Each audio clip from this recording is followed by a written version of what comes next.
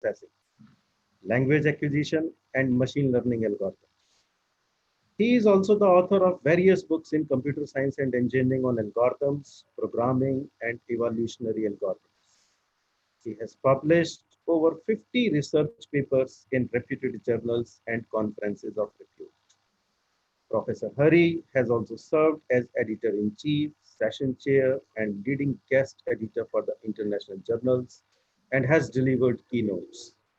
He has been awarded the prestigious award, the Global Award for the Best Computer Science Faculty for the year 2015.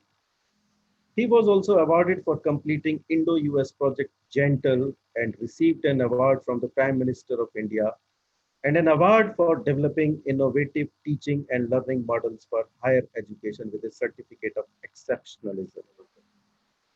Previously, he was working as a research fellow, machine learning at Middlesex University, London. As a research fellow, he worked on a European Commission project named Dream for Car. Apart from administering the tasks to ensure the smooth running of the project, he played various roles in this project, including research and development of advanced machine learning techniques relevant to the project goals, and to evaluate those on both project and reference data sets. Today, he is going to share his thoughts on a very promising area, which is meta-heuristic algorithms for deep learning. And I'm quite confident that all of you will definitely get benefited by attending this session. With this, may I now request Dr. Hari Mohan to kindly take over and address the audience. Thank you very much for wonderful introduction. Let me share my screen first.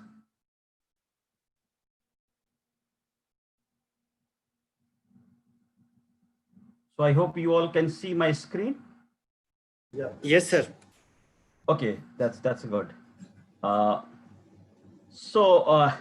Dr. Arun mentioned, that I'm going to give a presentation on contribution of meta-heuristic algorithms in deep learning. So basically, what I'm going to present in my session, I'm going to cover how meta-heuristic algorithms can be used to train deep learning model or deep neural network learning. So I will start with one saying which is given here, and it says, "Art of war is science where everything must be charted to win." So why I have given this saying here is I would like to mention that what are the topic I will be covering in my presentation today. So in the next slide I have given some keywords which I will be covering throughout my presentation. Starting with the first one, meta-heuristics. So in my presentation, you are going to listen this word throughout. What is meta-heuristic or heuristic? Then optimization. What is optimization and why we need optimization? Then I will be giving an introduction, brief idea about what is machine learning, because I was told that most of the speaker already covered what is machine learning. So I have made only 2 slides to cover machine learning. Then genetic algorithm, and here you can see some terminologies which I will be using for introducing genetic algorithm. Then what is deep learning? And then you can see the guitar here tuning the deep learning. So this guitar is tuned by the player. So I will be giving more time on how to tune a deep learning model. So I divided my presentation in 8 bullet points. So as I said earlier, I will be covering what is meta-heuristic algorithms, and there is a confusion actually in most of the researchers. They get confused in the terminology used as heuristic and meta-heuristic. So I will be covering what is the difference between heuristic algorithm and meta-heuristic algorithm. Then as a case study, I will be covering genetic algorithm, which is one of the meta-heuristic algorithms, and it is very popular in the field of meta-heuristic algorithms. Then I will be giving a detailed idea about bit mask oriented genetic algorithm, which I implemented and proposed in 2016-17. And I used this bit mask oriented genetic algorithm for training the deep learning model. Then I will be covering basic introduction of machine learning, deep learning model, what are the challenges still exist in deep learning models, then how genetic algorithm can be used to train the deep learning model, and challenges and future research directions. So I will start with the introduction. So the first point which I have given here is optimization problem.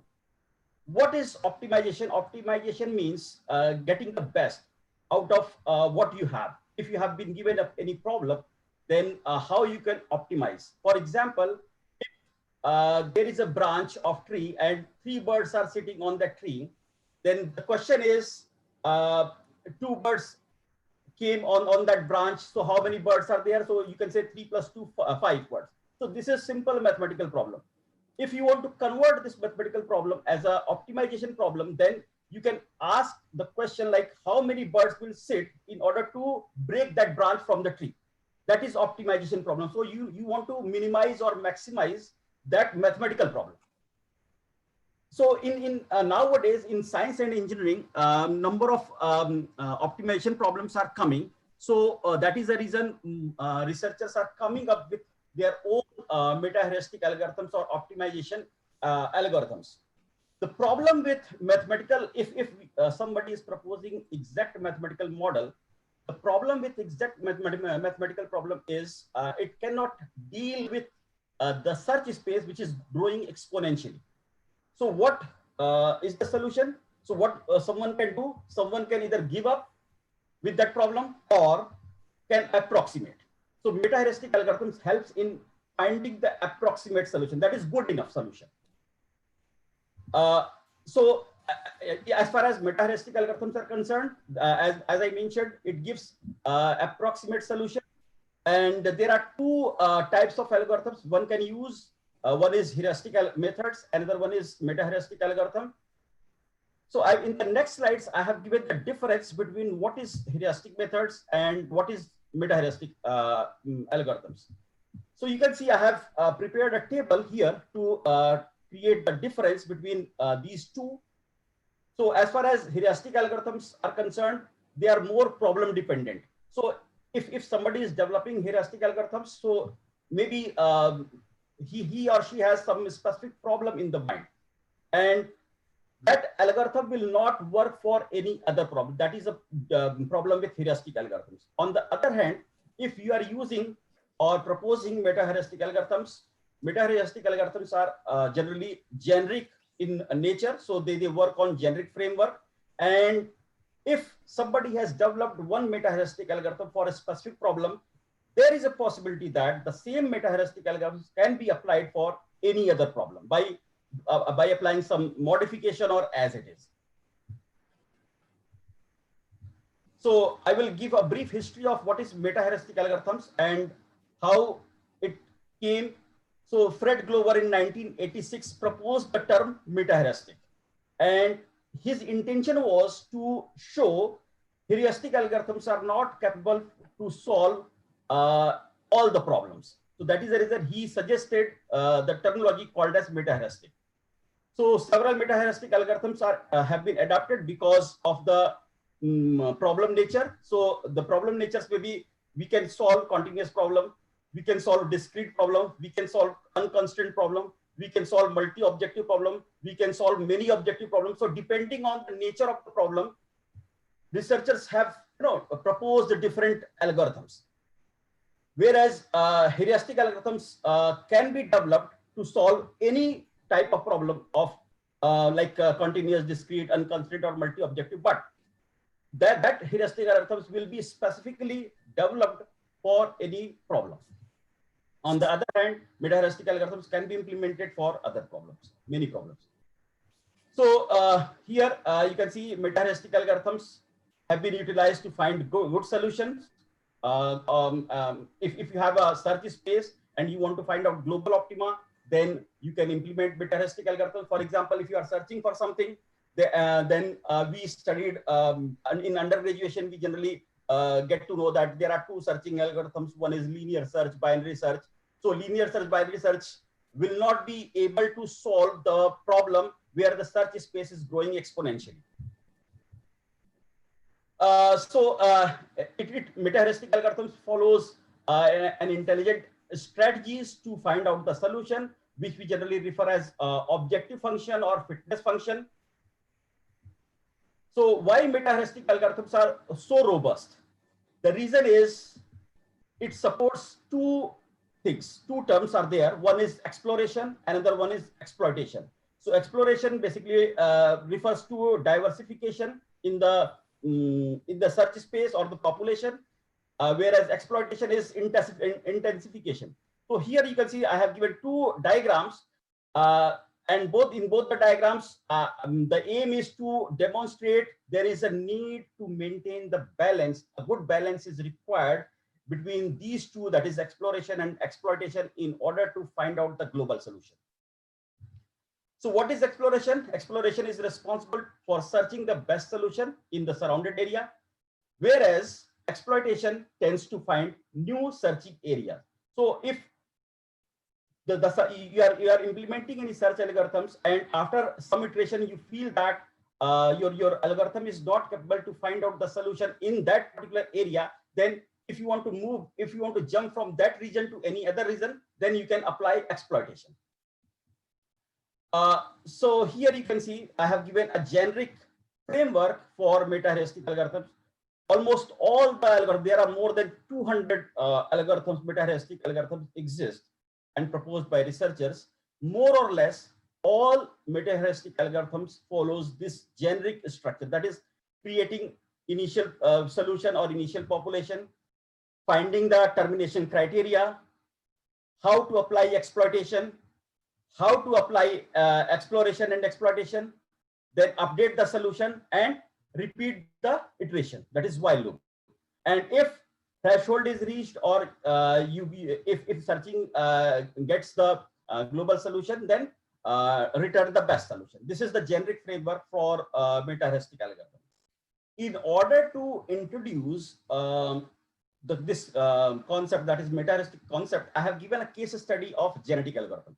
So genetic algorithm is one of the most popular meta-heuristic algorithm, and it belongs to the family of evolutionary algorithm.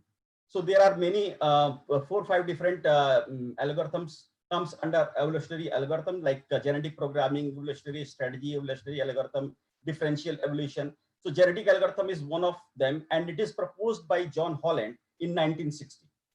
The idea of genetic algorithm was it is used to search for it can be applied for finding the optimized solution for any problem. It works on survival of the fittest, that is this phenomena was proposed by Darwin. Survival of the fittest means if a population will survive, then the population will move to the next generation, otherwise it will be discarded.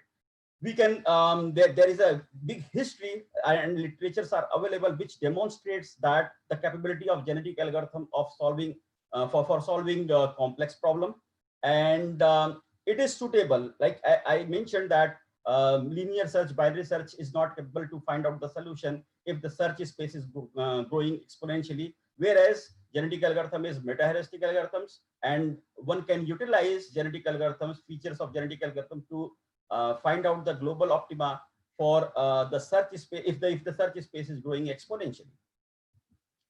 So here this slide is given to present is presenting the flow chart for a classical genetic algorithm. So you can see genetic algorithm starts by generating random populations, then evaluate the fitness, that is one need to use objective function to determine the fitness value of the population. Then this block is for a reproduction operator. So here I have mentioned 2 reproduction operator, crossover and mutation. We use crossover for exploration. On the other hand, mutation is used for exploitation. And as I said earlier, the balance between both exploration and exploitation is important in order to find out the global solution.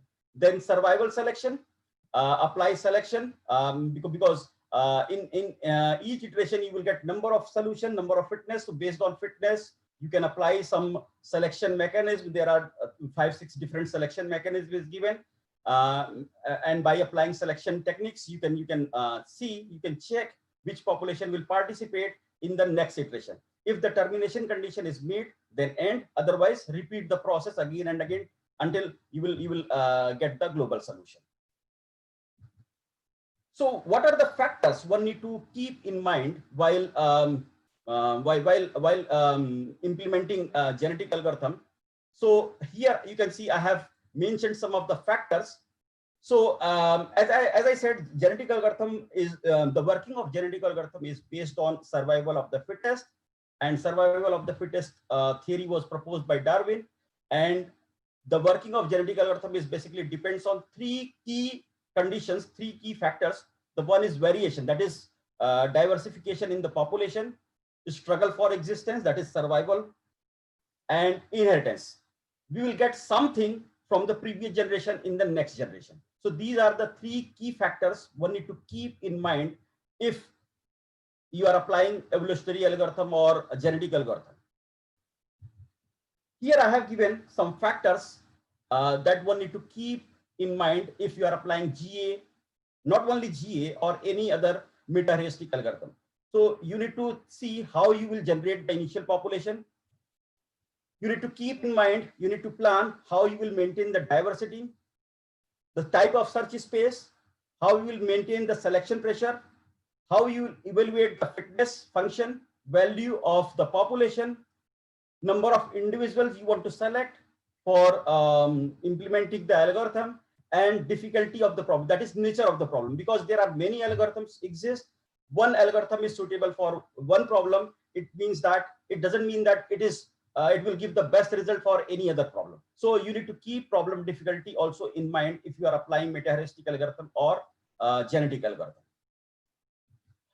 So here I have given major challenges, the main challenge if you are implementing GA or any other meta-heuristic algorithms. So I have given like handling premature convergence.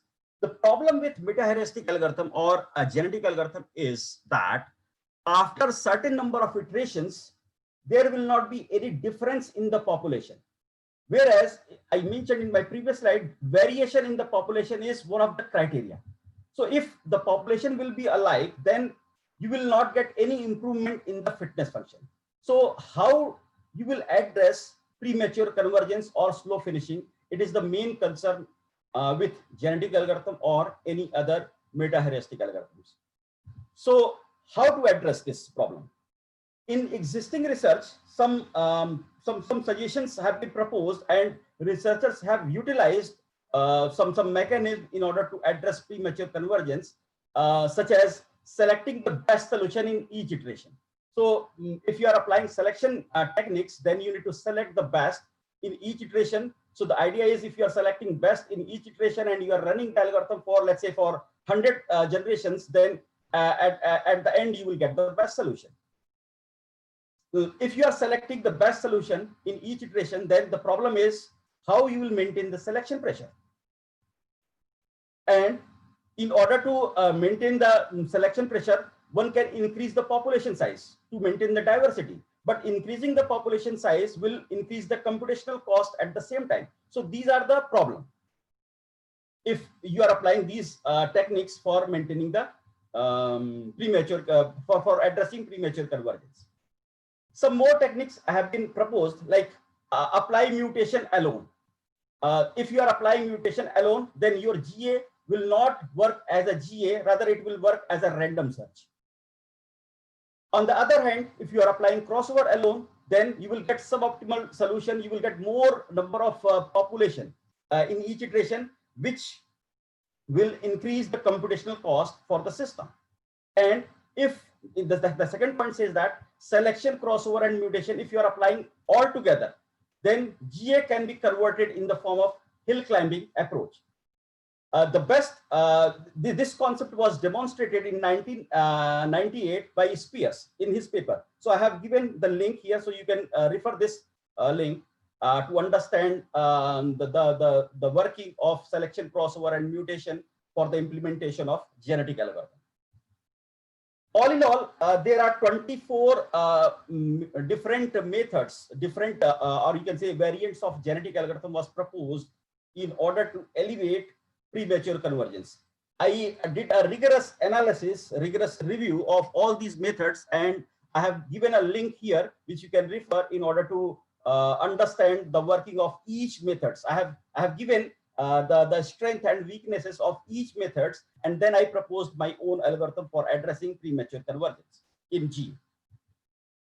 So the big question is, so here I have listed 24 different methods, but the big question here is what the researchers did for proposing the variant of genetic algorithm in order to address premature convergence, and how they address the premature convergence. So what they did basically in their approach, in 24 different approach, so the aim was for all 24 approaches, the aim was to maintain a good balance between exploration and exploitation, and maintaining selection pressure, selecting the best generation, best individual in each generation, that is selection pressure, and modifying, they modified fitness function according to the problem they were dealing with. So they modified the fitness function, they applied different selection mechanisms to maintain the exploration and exploitation, they applied different crossover and mutation mechanisms, they varied the value of crossover and mutation for implementing their algorithm, and to maintain the exploration and exploitation for getting the global optimum.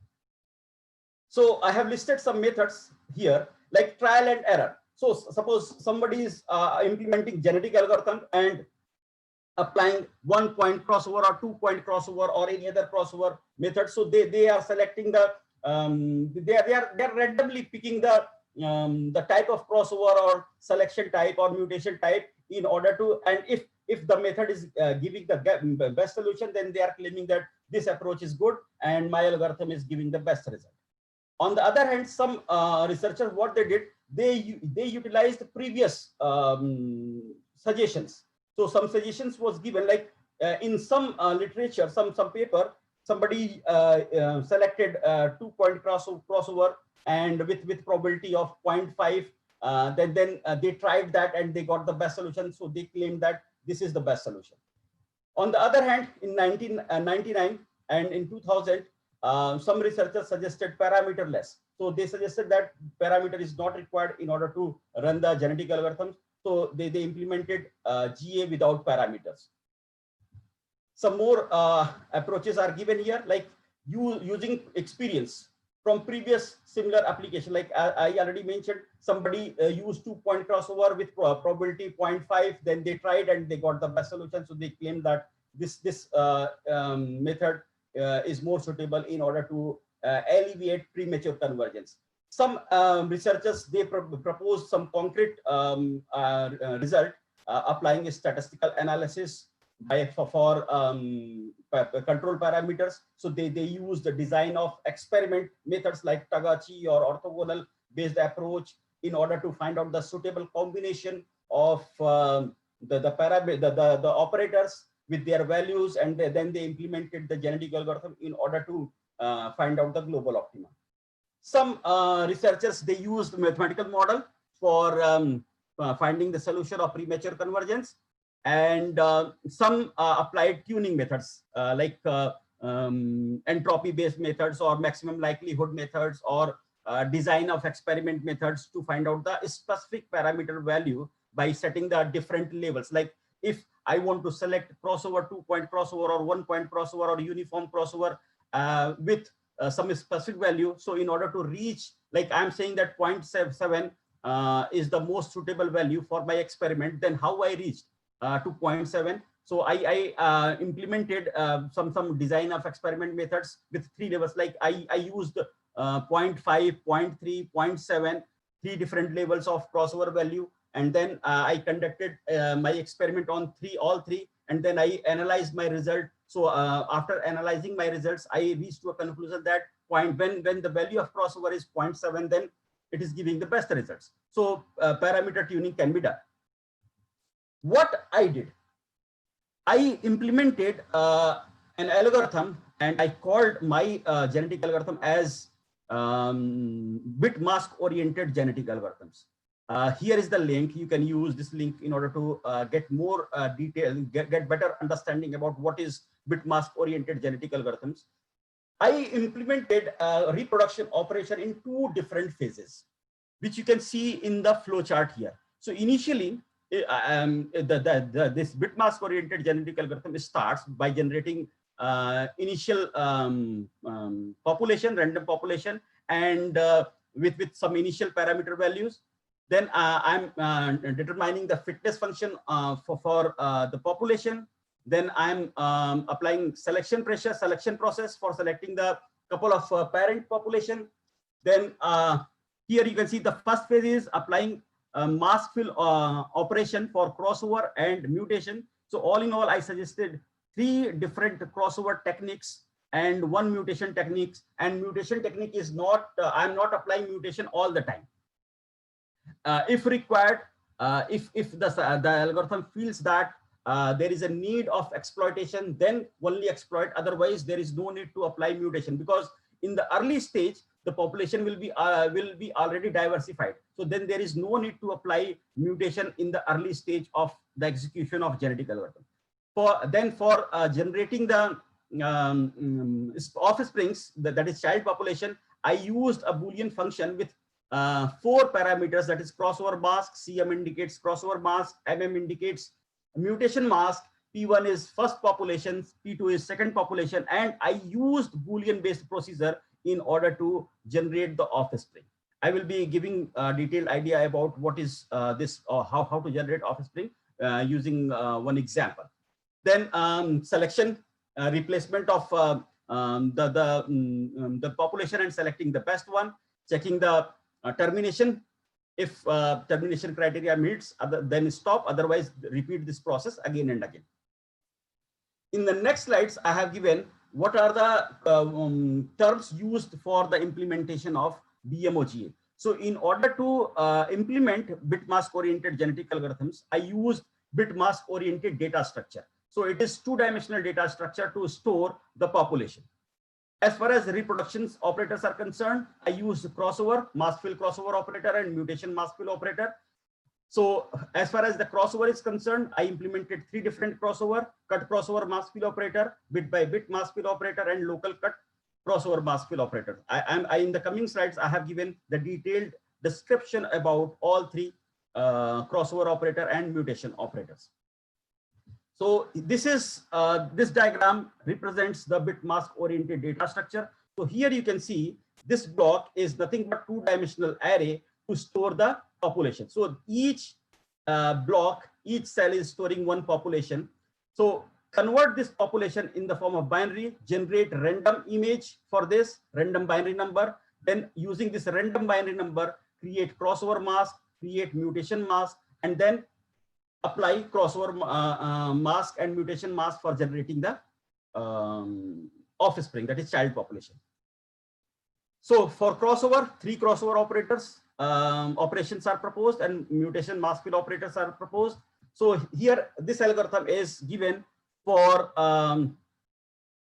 the cut crossover mask fill operation. So C indicates the cut. So there is a population from 1 to length L-1, that is 1 array is given, and apply a random cut. I have given one example. I will demonstrate all the steps using the example, then you can understand this algorithm in much better way. So I'm directly moving to the example. So this is my population. The length you can see is 60 for this. You can see L is equal to 60. NDV indicates number of design variables. So I have 1, 2, 3, 4, 5, and 6. So and number of design variables are 6 here. A random cut is applied at 24. So remaining is 12. This is my P1. I'm assuming this is my P2. And this middle one is transition from between P1 to P2. So how the crossover cut crossover mask fill operator works. So initially you can see the length is 60, number of design variable is 6, Ri is the size of each cell, 8-bit, 8-bit, 4-bit, 16-bit, 16-bit, and 8-bit. So this is the same is Ri. Random cut is applied at 24, that is C is equal to 24. So as that is step number 1 given in algorithm 1 is apply cut at random 1 to L-1. So cut is applied at 24. So initially sum is 0. Initially sum is 0. So sum is set to 0. That is step number 2. Then apply a loop at step number 3 to update the sum value. So in first iteration, the value is updated from 0 to because sum plus the new design variable. So 0 plus 8 is equal to 8, that is less than C. The value of C is 24. In the second iteration, 8 plus 8, that is 16, again less than C, that is 24. In third iteration, it is 16 plus 4, 20, again less than C, 24. Now in fourth iteration, 20 plus 16, 36, higher than 24. So what we will do? We will move to the next step and we will set J is equal to I. J is equal to I is equal to 4. That is step number 8. So step number 8 is given here. That is setting J is equal to I, and then implement the rest of the steps. So then step number 9 and 10 will be executed for the according to the loop, and we will update the value of K, that is 4 plus 1 to 6. That is 5 plus 5 to 6, and 5 to 6 will be set to P2. That is mask 5 is equal to mask 6 is equal to 0. So we'll set 0 to 5 and we'll set 0 for random design variable 5 and design variable 6, whereas we'll set -1, -1, -1 for first design variable, second design variable, and third design variable. And this is the fourth where the loop got terminated. And then by applying step number 15, so step number 15 is given here. This step is how we'll calculate the mask for J. So this is 2 to the power operation. So you can see 2 to the power RTR transition minus 2 to the power sum transition minus cut. So after putting the values, I got 61440, which is given here 61440. So this is this example demonstrate how algorithm 1 works, that is cut crossover mask fill operation works. Similarly, you can understand using the same example, you can understand the working of bit by bit mask fill operator and local cut mask fill crossover operation. So bit by bit is for applying the reproduction operator, that is exploration operator, on individual bit. Bit here, bit means the number of the design variable, and local cut for you can apply local cut for any specific binary combination which is given in during which you will get during the execution of the bit mask oriented genetic algorithm. So in both, you can see you are creating mask I and mask I by implementing 2 to the power operation. Now coming to mutation mask fill operation. So here I have used a Kronecker operator. So this expression will get executed only based on a specific mutation value. If you can see L is equal to M is nothing but the length of the design variable is equal to M. Length of design variable is not equal to M. So you can and this value at Kronecker LM is nothing but simple matrix operation, which you can refer by searching on Google.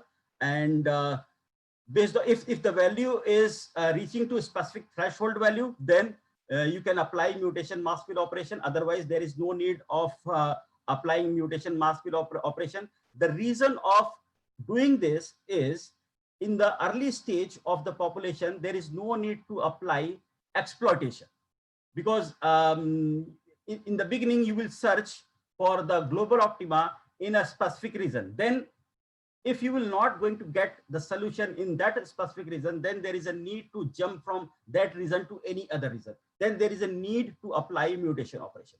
So by doing this, we can save the computational time of the system.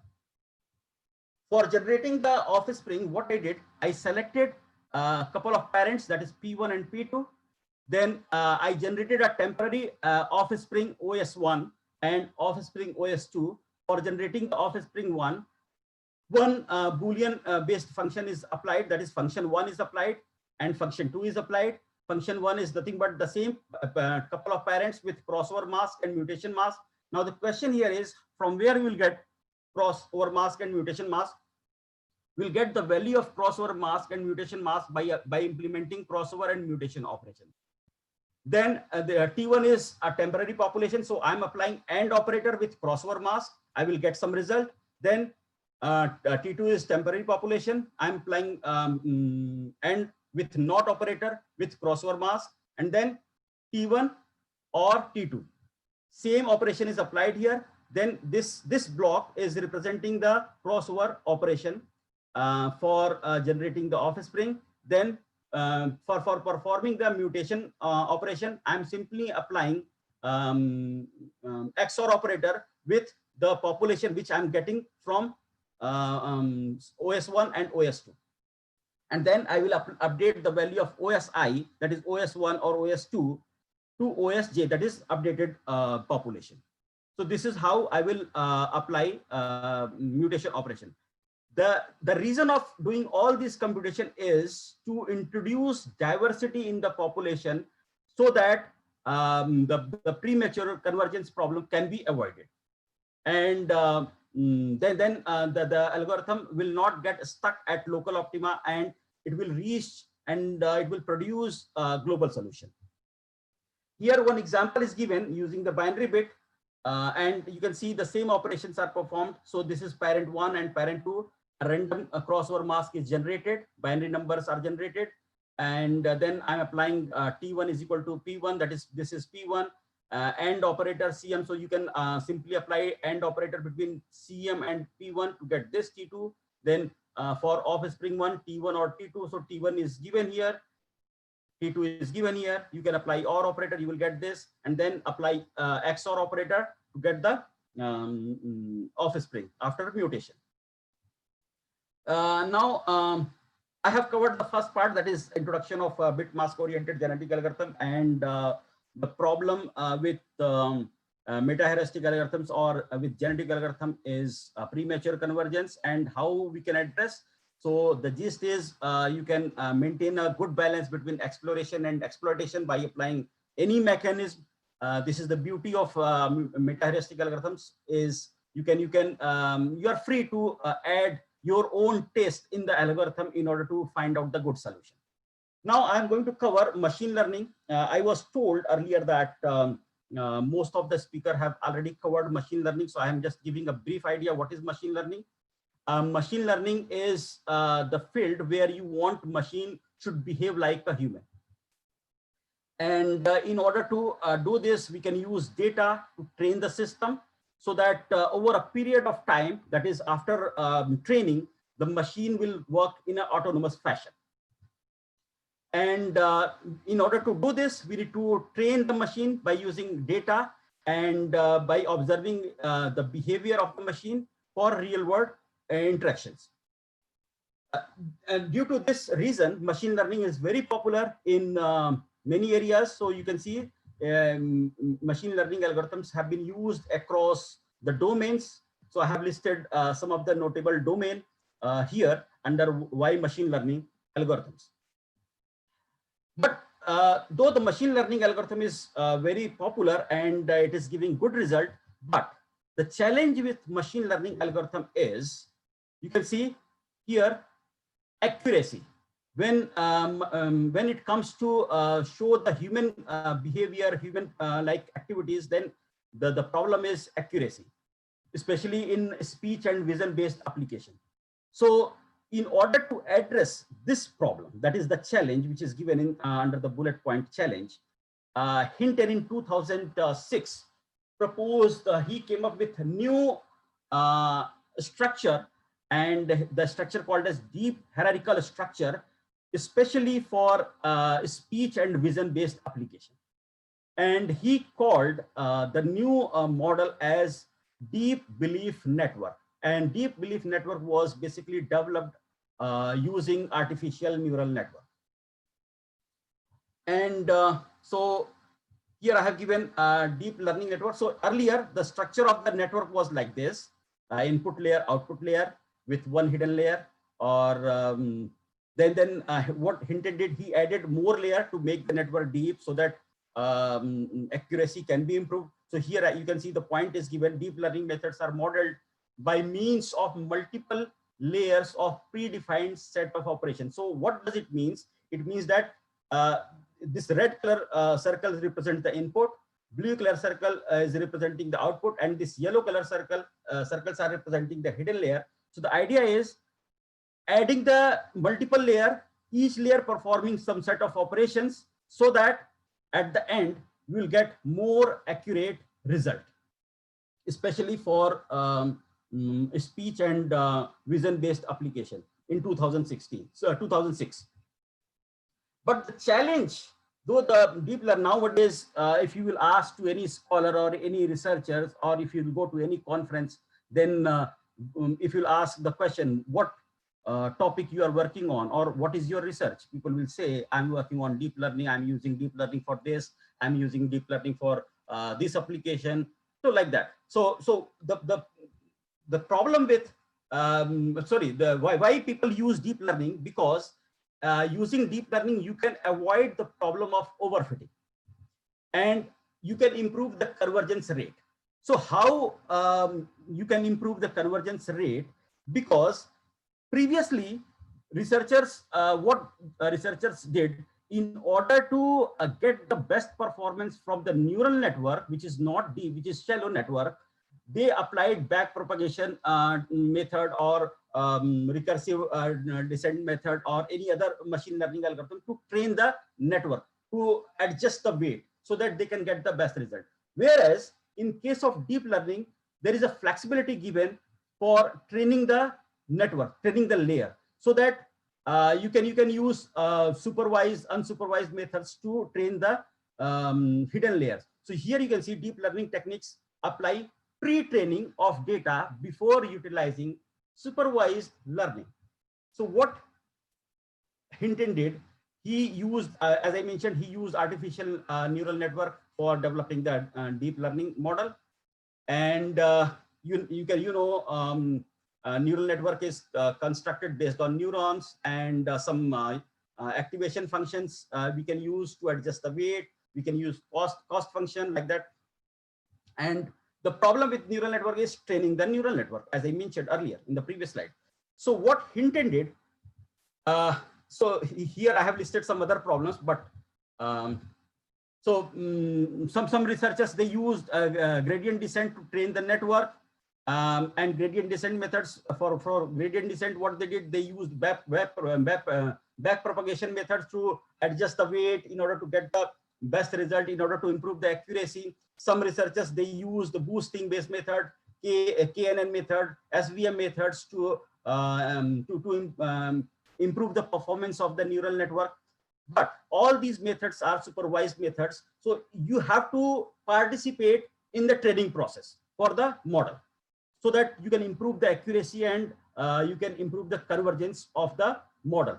On the other hand, what Hinton did in his hierarchical structure, he used layer-wise greedy learning. So what does layer-wise greedy learning means? For each layer, apply the training to train the layer. If you are applying training for each layer and you are selecting the best for the next layer, then at the end you will get more accurate result, and the performance of the system can be improved, so that convergence rate can be improved. So he used layer-wise greedy learning.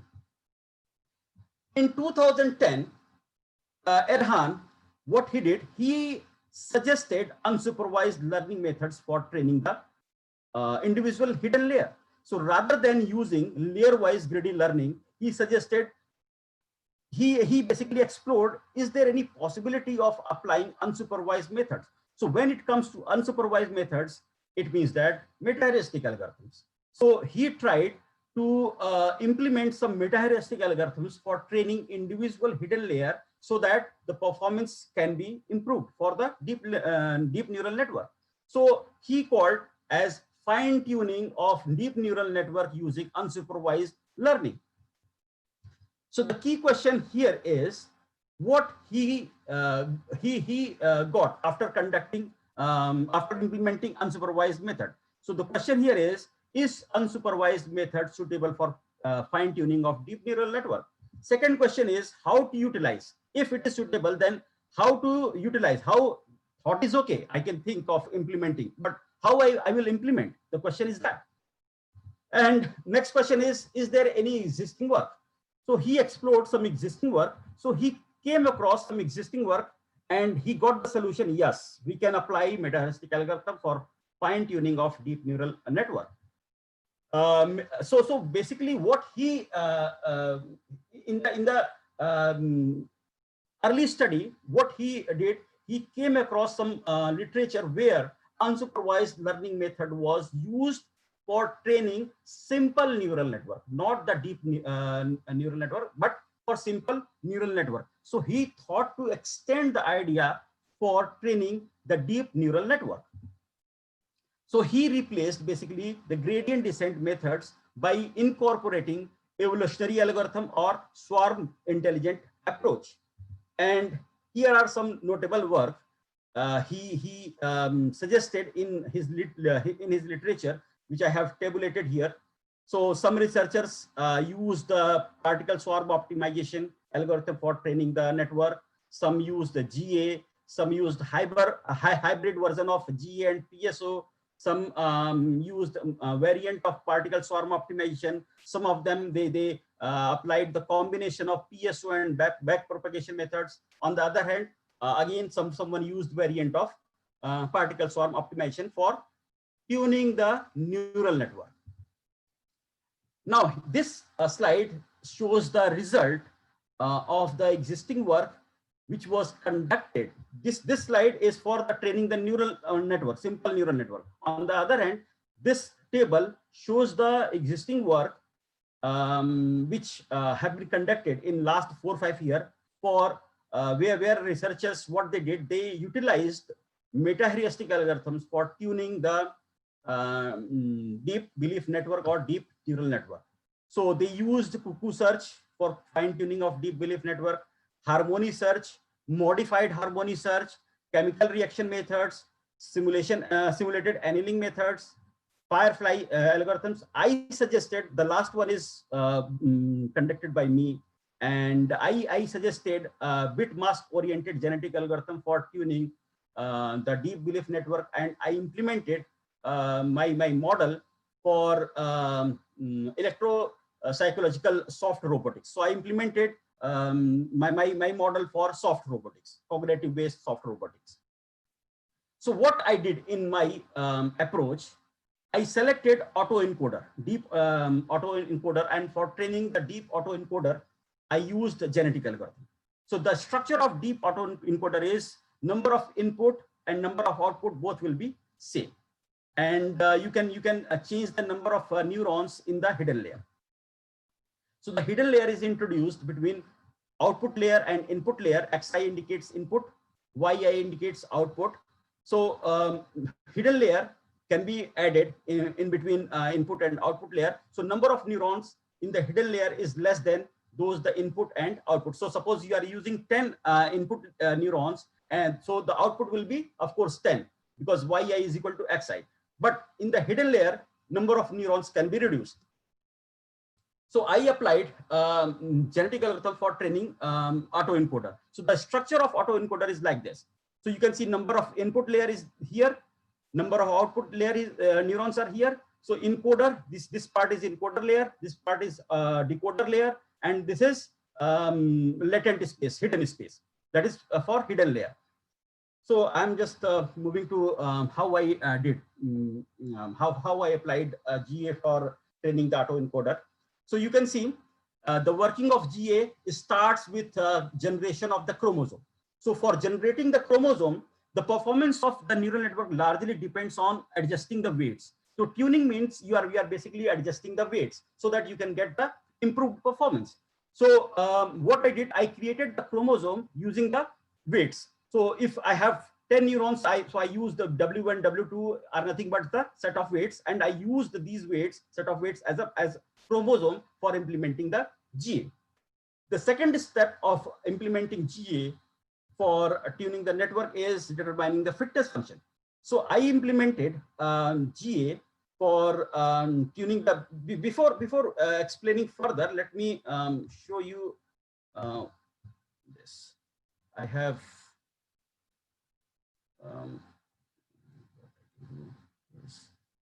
this is what I implemented. Let me video. You all can see the video. No, So this sir. is software robotics, and a large number of Sir, no, projects video is not available here right now. videos are not available here. You have to stop this screen and change that particular screen. Then only we will be able to see. Just a minute then. So this screen is visible. No, sir. For this, for showing the video, you have to stop it once and then click on that particular screen to see.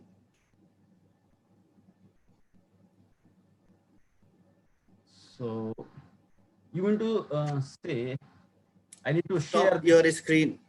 Stop your screen share. okay. Just a moment. Then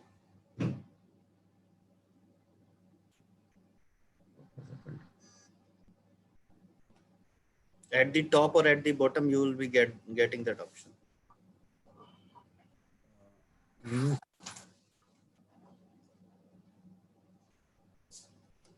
Yes. Is it visible now? Yes. Is it visible? Yes, sir. Okay. So this is nothing but the software robotics, and massive number of research projects are going on in many universities in UK and US on this, and they are basically using deep neural network with unsupervised algorithm for tuning their model. So I thought to implement similar type of thing by implementing bit mask oriented genetic algorithm for training the autoencoder.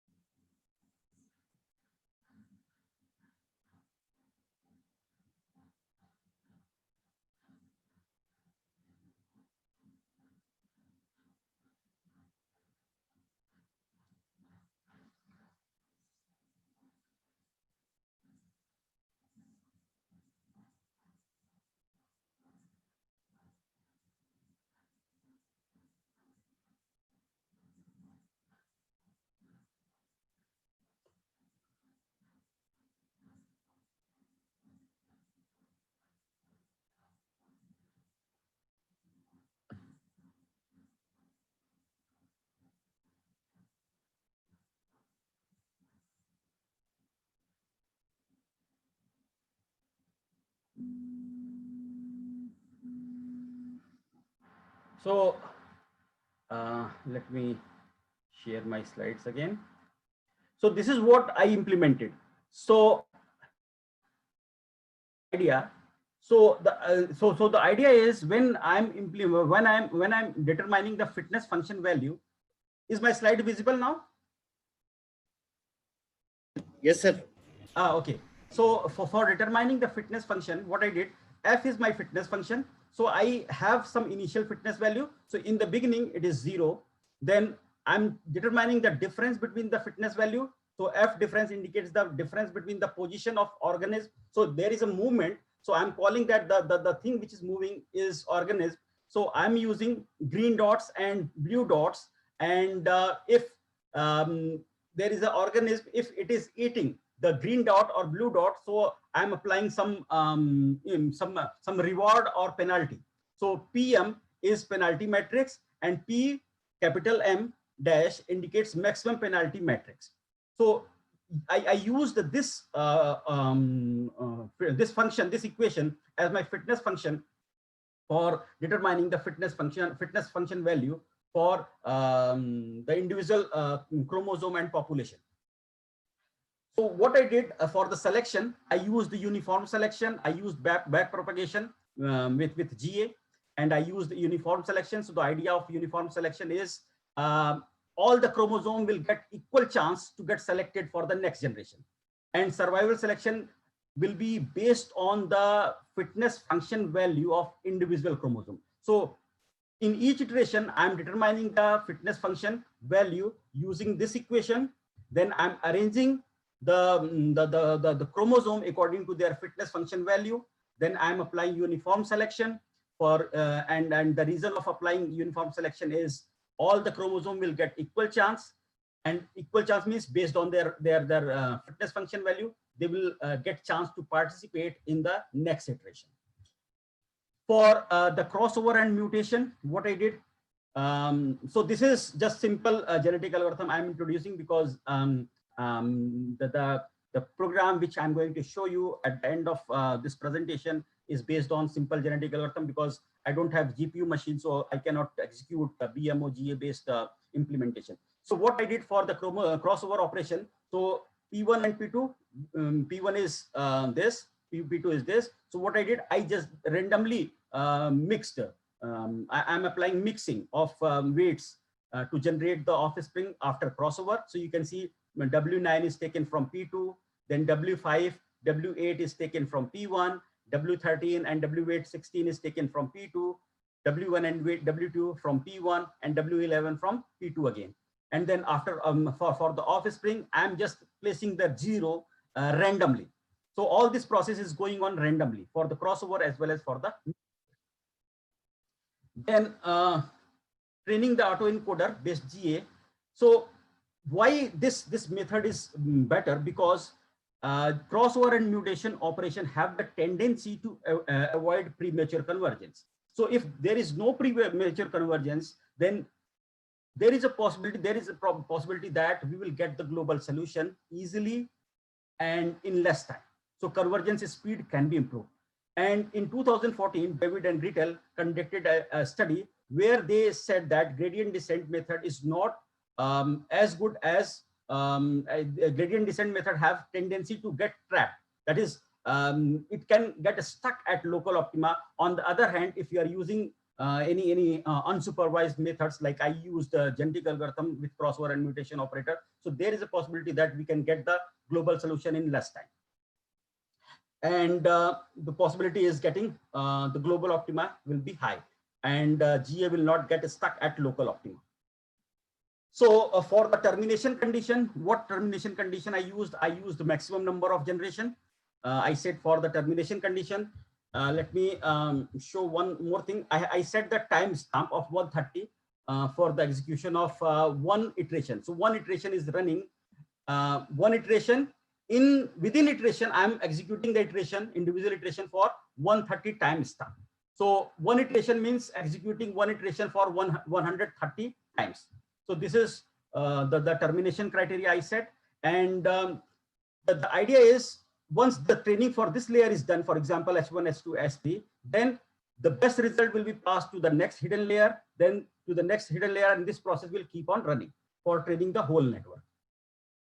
For the implementation of the algorithm, what I did, I used the Anaconda spider with Python 3.5, and I used the four layer based deep autoencoder, and the first layer contains 50 neurons, so it indicates that the output layer will also contain 50 neurons, and the hidden layer are respectively had 40, 30, and 20 neurons, because I can reduce the number of neurons in the hidden layer. And then again, at the output layer, there is 50 neurons. So for training, I said that these are the control parameter setting I did for implementing the GA. Number of it, maximum number of generation is set to 100. And these are the output. This link is given for the video which I showed you. And this is the training process. I will show you my another screen, which I have for Spider Python. So this is the algorithm. The algorithm which I showed in my presentation is implemented here. So you can see some initial parameter which is set for the evolution. This is for the speed and the momentum for moving the organism in the region. And this is for plotting the output. And if I will run this, it will take some time, because deep learning model takes time for the execution. So it is running, it is red, so it is in process. So you can see it will start. It will show you the best, worst, and average result.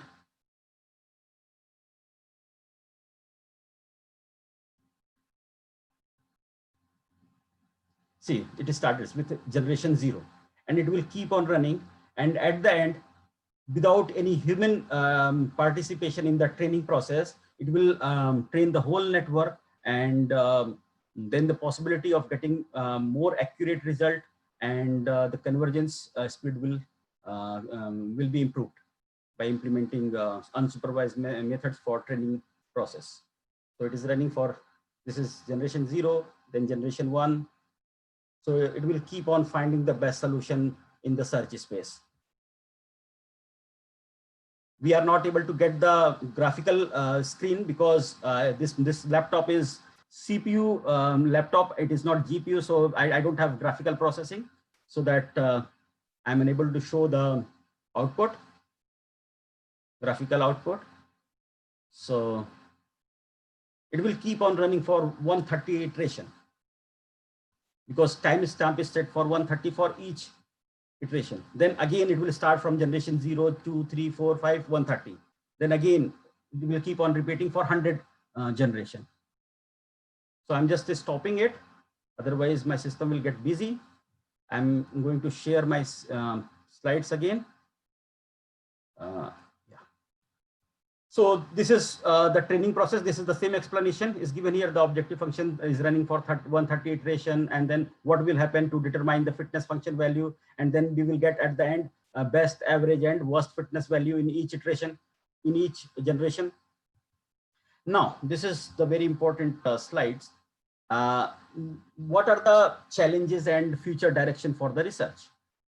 The first challenge which I have listed here is meta-heuristic algorithms require fine-tuning of parameters. If the problem which I faced was, if I'm running meta-heuristic algorithms, in my case, I used genetic algorithm. Genetic algorithm itself required lots of parameters like population size, chromosome size, crossover rate, mutation rate, number of generations. So first thing is, you need to create a robust environment for the meta-heuristic algorithms. Then you can think of applying the meta-heuristic algorithm for tuning the neural network, deep neural network. So this is one of the big challenge. So one need to explore this area in order to find out the good solution. The second challenge and future direction, research direction is, despite the fact that meta-heuristic algorithms improve the accuracy, it sometimes increase convergence time, because there is no guarantee that in each iteration, in each run, you will get the best initial population. If you are getting the best initial population generated randomly, then the convergence speed will be high. On the other hand, if the population, if the initial random population is not so good, then the convergence speed will be, very high, and which will affect the overall working of the deep neural network. So one can think of improving this. And the last one I have listed here is performance analysis using advanced modified meta-heuristic algorithms, because I have implemented the model for simple genetic algorithm, which I have demonstrated, and bit mask oriented genetic algorithms. In one of my recent paper, which got accepted in one of the very prestigious journal, where I said bit mask oriented genetic algorithm is not so good because it uses two-dimensional array, and using two-dimensional array is not good because the space required for the managing the subpopulation will be high. So from the space point of view, bit mask oriented genetic algorithm is not so good. This is what I myself said in one of my paper. And so one need to think on developing better meta-heuristic algorithms so that that algorithm can be utilized, can be implemented for tuning the deep neural network so that performance can be improved. So all in all, I have listed 3 challenges. So if any participant want to work on any of these and want to contact me, you can contact. In the next slide, I have given some references. So concluding remark, I have made just 2 concluding remarks. One is I implemented unsupervised meta-heuristic algorithm for training the deep neural network. So all in all, I implemented 2. One is classical genetic algorithm for training the autoencoder, and bit mask oriented genetic algorithm for training the autoencoder. I implemented both my algorithm for soft robotics, and the challenges and future directions are already shown. So I have listed 3 challenges. As I said, if anybody is interested in working, you can contact me. And some important references are shown here, so you can refer. I used these references for preparing my slides, and that's all from my side. Thank you very much. So if you have any questions, so I can take questions. I can take maximum 2 questions. So if there is any question, then I will be happy to take. Yeah. A wonderful session, Dr. Harimohan Pandey. Today you have filled the gap, or you have bridged between, you have created a bridge between soft computing and machine learning approaches, which was very much awaited in this FDP. So thank you very much for that. And as you said that you are pressed for the time and can take only 2 questions. So first of all, I would like to ask the participants to kindly note your mail ID so that they can. Yeah, they can write down my email ID. They can write me email. Maybe I'm in the habit of taking some time in responding. So if you are writing email today, so don't expect that I will respond you today only. Maybe it will take you 2 to 3 days to get back to you, but that is for sure I will get back to you. So I will take only 2 questions. Yeah. So the first question is, what kind of meta-heuristic is more appropriate for discrete optimization problems in general? It depends on the problem. Discrete, the nature of the problem is discrete, but there are some literatures which showed that any meta-heuristic algorithms you can use. But again, I will say that it depends on the problem, what discrete problem you have, and what type of solution you are expecting from the by implementing the meta-heuristic algorithm. Yeah, so there is no any specific meta-heuristic. In one line, if I will answer, I will say there is no free lunch here. So it depends on the nature of the problem. Discrete problem, the nature of the problem is discrete, but what problem you have? Sure, sir, sure. And the second question I will take is, can we use GA to extract the feature for machine learning algorithm? Can you come again? What you said in the the question is, can we use GA, genetic algorithm, to extract the features for machine learning algorithm? Extract the features. Yes, we can use. There are plenty of literatures available on this, especially from 2003 to 2008. If you will set this criteria in Google Scholar or any other search engine, you will get number of literatures on this. Yeah. The one more question, if you permit me. Sure. This is the common question by the participants. If the slides can be shared by you. Yeah, slides. I will email you, Dr. Arun. I will send you the email. I will send you email on all slides, and I will put my code in my GitHub repository. So if anybody want to use my code to start the working, then you can use the code. Thank you so much, sir. And you can see in the chat section, you can see Yeah.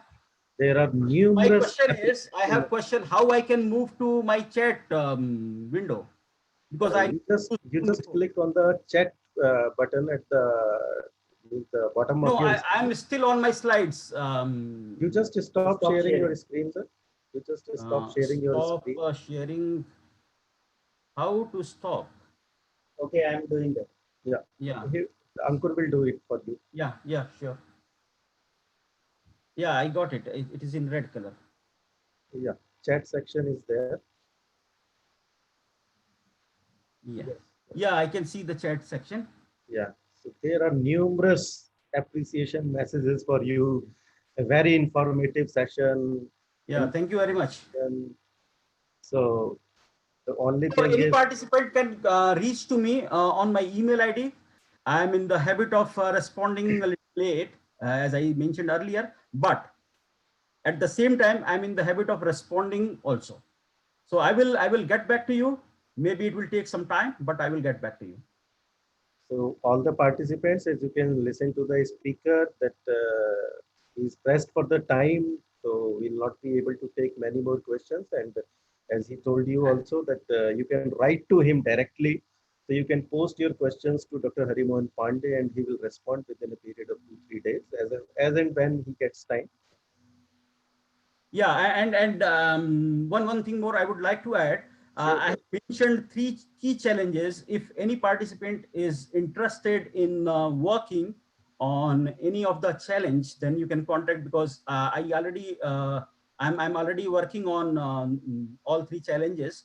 So if anybody interested and want to contribute somehow, then you are most welcome. And I must say one thing, that he is very choosy, and he is very he has his own selection criteria. So don't think that whenever you will approach, you Yeah. will get selected. So Yeah, that is true, because I'm very selective. I do not like to work with everyone, because I have seen, in my past, I have experienced that people want to, in the beginning they will show the interest that yes, I'm interested, but when it comes to actual working, actual implementation, then they say I have this problem, that problem. So I do not like such kind of people to collaborate with. So if thank you you. are thinking to collaborate, you have to work. This is my belief. Yeah, may I now request Dr. Ankur to say a few words? Thank you so much, sir.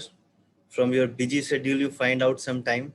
We You're know most how busy welcome, you sir. are, Yeah. and we have seen you many times. The working late. Yeah, we spent 4 years together. Don't worry. Yes. I'm always there. Yeah. Yeah, Okay, buddy. sir. Thank you so much. Okay. Okay. Thank you very much. Bye-bye, Dr. So, can I leave now? Yes, sir. You can leave. Yeah. Yeah. Thank you very much. Welcome, Bye-bye, sir. sir. Bye-bye. सबको कल के session.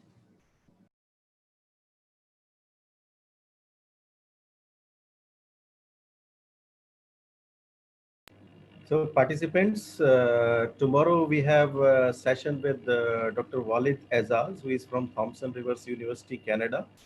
And tomorrow's session will also start at 11 a.m. sharp, because he's 12 and a half hours behind us. So it will be around 10:30 p.m. for him. So he's in Vancouver zone. So kindly be sharp at 11. I think 10:50 you should log in. Right? We are also in the process of collecting PPTs from the speakers. Whenever we will get all the PPTs, we will share it to you. So don't worry, we are in process of that. Right now, we are busy in managing it. That's why we are not getting that much time to do that. Very soon, you will get that. Okay, then thank you. Tomorrow again at 11 a.m. we will be meeting.